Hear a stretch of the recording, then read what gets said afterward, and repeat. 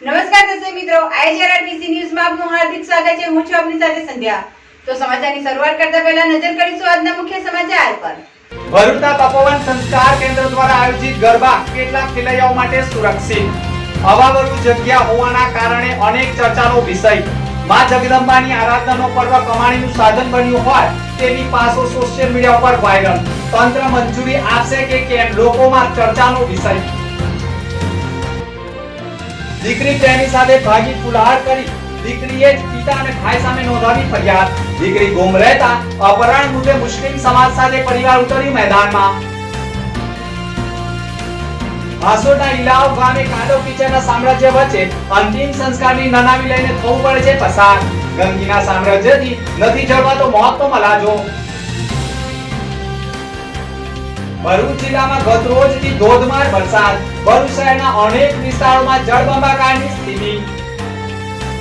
ભરૂચની નીલકંઠેશ્વર તપોભૂમિ ઉપર તપોવન સંસ્કાર કેન્દ્ર સાથે સત્યમ કોલેજ પણ કાર્યરત છે। અહીં અભ્યાસ કરતા 21 વર્ષીય યુવકનું મહિના પહેલા સાઉન્ડ સિસ્ટમ ફિટ કરતી વેળા મોત થયું હતું અને મામલાને રફે દફે કરવા મૃતકના પરિવારને સહાય ચૂકવી મામલો શાંત પડ્યો હતો। પરંતુ હાલમાં જે પ્રકારે કોલેજ નજીક ખુલ્લી જગ્યામાં ભવ્યથી ભવ્ય ગરબાનું આયોજન થઈ રહ્યું છે, સાથે આ ગરબા આયોજન માટે ઇલેક્ટ્રિક ઉપકરણો ચલાવવા માટે કોઈ હેવી ઇલેક્ટ્રિક ડીપી પણ નથી।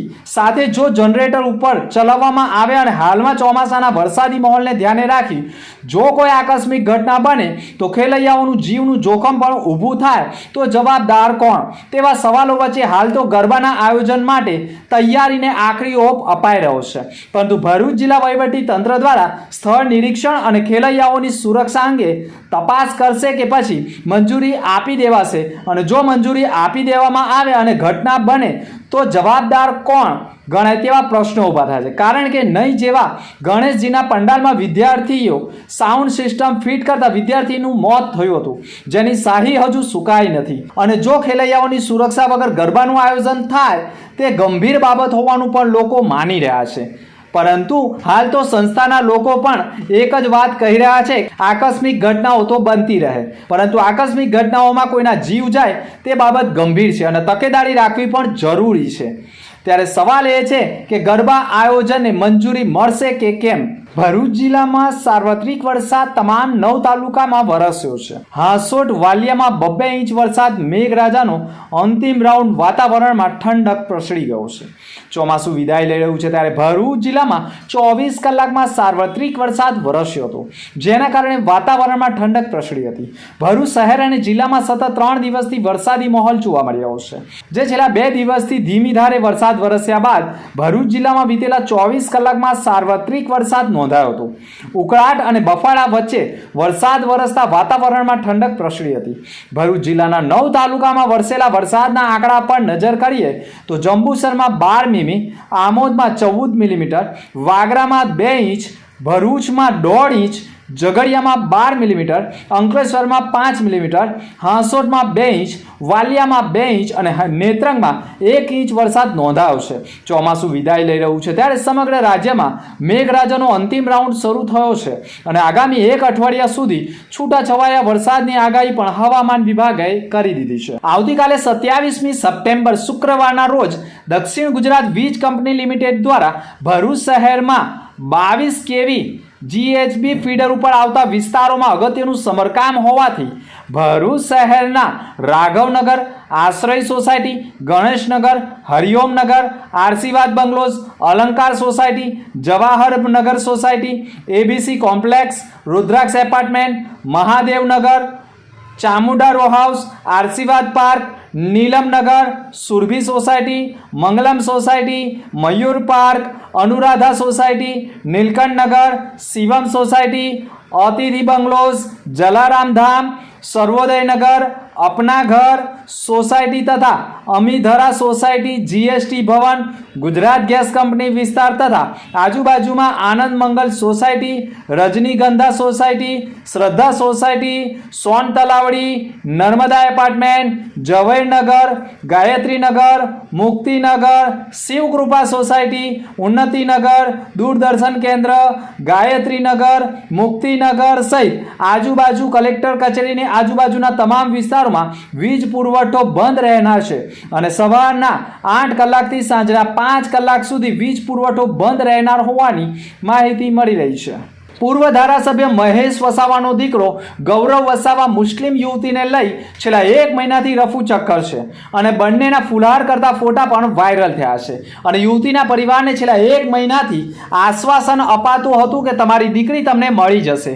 જે દીકરીને 18 વર્ષ સુધી મોટી કરી અને સારું શિક્ષણ અપાવ્યું તે જ દીકરી માતા પિતાનું ઋણ ભૂલી હોય તેમ આદિવાસી પ્રેમીને પામવા માટે પોતાના જ પિતા અને ભાઈ સામે ઝઘડિયા પોલીસમાં ફરિયાદ નોંધાવી છે, જેમાં તેણે આક્ષેપ કર્યો છે કે મને ગૌરવ સાથે પ્રેમ છે, તે પ્રેમ સંબંધ પિતા અને ભાઈને મંજૂર નથી અને તેની જાણ થતાં જ પિતાએ અને ભાઈએ તેણીને મારી હોય, શેરડીના દંડાથી ગળું દબાવી મારી નાખવાની કોશિશ કરી હોય અને એસિડ નાખવાની ધમકી આપી હોય, તદ ઉપરાંત મારી નાખી જમીનમાં દાટી દેવાની ધમકી આપી હોવાના આક્ષેપ કરતી પોલીસ ફરિયાદ ઝઘડિયા પોલીસ મથકમાં નોંધાવી છે. એવું કહેવાય છે કે જે દીકરીને દૂધ પીવડાવી તેણીએ આજે પોતાના જ પરિવારને ડંખ માર્યો હોય તેવો અનુભવ આજે દીકરીના પરિવારજનો કરી રહ્યા છે. સમગ્ર મામલે દીકરી પણ પરત આવી જશે તેવી આશાએ પરિવાર રાહ જોઈ બેઠું હતું.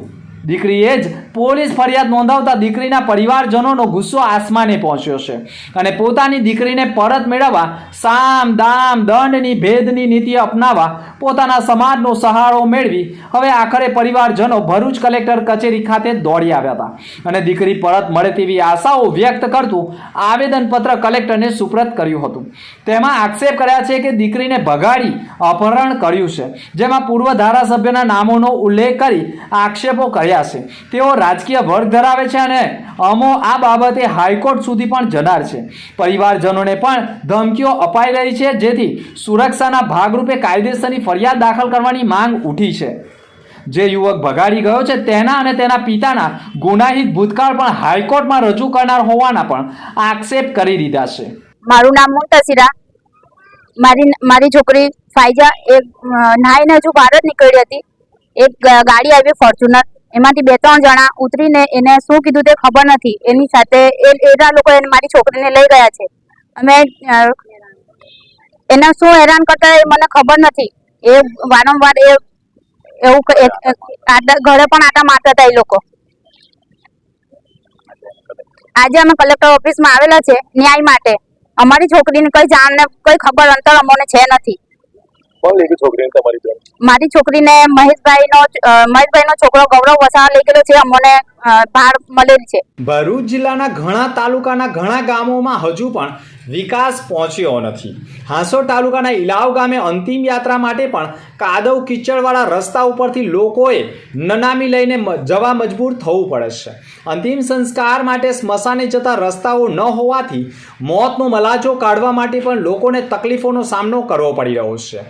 કાદવ કીચડના સામ્રાજ્ય વચ્ચે લોકો અંતિમ સંસ્કારની નનામી લઈને જીવના જોખમે પસાર થતા હોવાના ચોંકાવનારા દ્રશ્યો પણ જોવા મળી રહ્યા છે.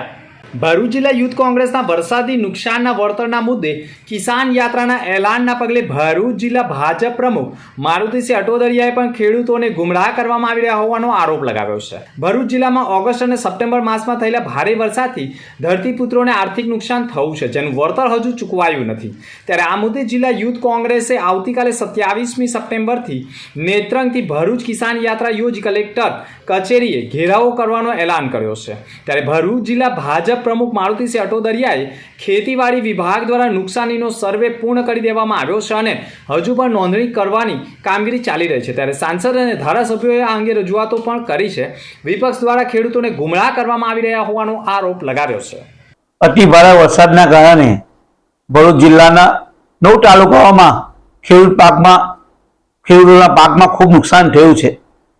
પ્રથમ જુલાઈ મહિનામાં 7 તાલુકામાં અતિ ભારે વરસાદ પડ્યો હતો, જેનો ખેતી અધિકારી દ્વારા સર્વે કરવામાં આવ્યો. સરકારશ્રીની સૂચના મુજબ એમાં 39,000 હેક્ટર ખેડૂતોની જમીનમાં પાકનું નુકસાન ધ્યાને આવ્યું છે. હજુ પણ એમાં કોઈ બાકી રહી ગયા ખેડૂત અરજી કરવામાં તો 30મી સપ્ટેમ્બર સુધીમાં અરજી કરી શકે છે ડિજિટલ પોર્ટલ પર. ત્યારબાદ ઓગસ્ટ મહિનાના જે બીજો વરસાદ આવ્યો, જે 9 તાલુકાને અસર કરી ગયો, તેમાં ખાસ કરીને નેત્રંગ અને વાલિયામાં કે જ્યાં અત્યારના ખેડૂતોમાં પોર્ટલ ખોલતું નથી.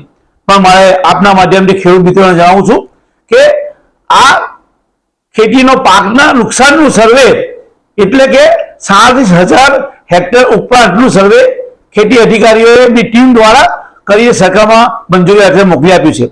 અંતમાં ફરી એક નજર આજના મુખ્ય સમાચાર પર. ભરૂચના તપોવન સંસ્કાર કેન્દ્ર દ્વારા આયોજિત ગરબા કેટલાક ખેલૈયાઓ માટે સુરક્ષિત. હવાવરું જગ્યા હોવાના કારણે અનેક ચર્ચાનો વિષય. માં જગદંબાની આરાધનાનો પર્વ કમાણીનું સાધન બન્યું હોય તેની પાસો સોશિયલ મીડિયા ઉપર વાયરલ. તંત્ર મંજૂરી આપશે કે કેમ, લોકોમાં ચર્ચાનો વિષય. દીકરી પ્રેમી સાથે ભાગી ફુલહાર કરી દીકરીએ જ પિતા અને ભાઈ સામે નોંધાવી ફરિયાદ. દીકરી ગુમ રહેતા અપહરણ મુદ્દે મુસ્લિમ સમાજ સાથે પરિવાર ઉતર્યું મેદાનમાં. હાસોડના ઇલાવ ગામે કાંડો કિચનના સામ્રાજ્ય વચ્ચે અંતિમ સંસ્કારની નનાવી લઈને થવું પડે છે પસાર. ગંગીના સામ્રાજ્યથી નથી જળવાતો મોતનો મલાજો. ભરૂચ જિલ્લામાં ગત રોજથી ધોધમાર વરસાદ. ભરૂચ શહેરના અનેક વિસ્તારોમાં જળબંબાકારની સ્થિતિ. તો હતા અત્યાર સુધીના સમાચાર. નવા સમાચાર સાથે ફરી મળીશું. નમસ્કાર.